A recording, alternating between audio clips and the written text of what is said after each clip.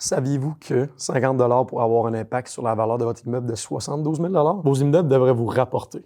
Avec Optipropriété, on veut que vous réfléchissiez comme des investisseurs et non comme des gestionnaires. Votre temps va être beaucoup mieux investi ailleurs qu'à penser à aller faire votre peinture ou à aller régler les chicanes, disons, le samedi soir. On le sait, des retards de loyer, des urgences, la plomberie, des vacances, la paperasse, il y a toujours quelque chose. On peut se mentir et dire « Ah, ça prend pas beaucoup de temps à s'occuper de sa gestion. » Être en immobilier, c'est avoir une business. C'est important d'avoir la bonne personne aux commandes. C'est là que vous pouvez me dire que votre business en ce moment n'est pas rentable. C'est encore plus important d'aller prendre le temps de mettre un gestionnaire à l'interne pour ajuster le tir. Je vais me prendre l'exemple que vous vouliez bâtir la maison de vos rêves. Oui, vous pouvez prendre Joe Blow ou vous pouvez y aller avec le contracteur d'expérience. N'importe qui peut prendre un marteau puis s'essayer. D'autant plus que tout le monde peut investir 50 000 sur Centris en achetant un Plex puis en devenir le gestionnaire. Est-ce efficace selon vous?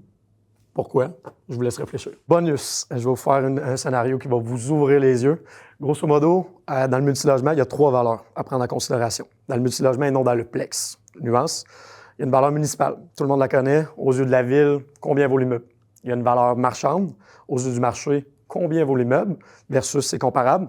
Puis il y a une valeur économique. Comment on fait pour calculer la valeur économique? Où est-ce qu'on la trouve? Qu'est-ce que ça mange en hiver?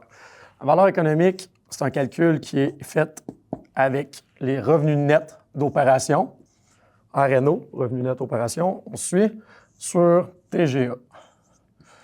Taux global d'actualisation. Là, je vois des points d'interrogation dans vos yeux. Qu'est-ce qu'un TGA? Grosso modo, le TGA, c'est le risque-reward d'un immeuble dans son secteur. Comment on calcule le TGA? Le TGA est calculé à partir du RNO sur le prix de vente. Prix de vente. Fait qu'admettons qu'on a un TGA de 5 %. C'est quand même quelque chose de normal dans certains secteurs. On va retourner à mon scénario de 50 $ par mois. Admettons, on va y aller comme ça. 50 $ sur un 6 logements. Vu qu'on veut une valeur économique, 5 logements et plus, on est capable d'avoir une valeur économique. 5 logements et moins, il n'y a pas de valeur économique. Fait que ça fait un total de 300 $ d'augmentation par mois. Si on met ça annuellement, 300 $ fois 12, on arrive à 3600. Fait que là, je vous ai dit que dans le secteur, il y avait un TGA de 5 %. OK? Fait que si on va faire 3600 divisé par le TGA du secteur 0,05, on arrive avec une prise de valeur de l'immeuble de 72 000.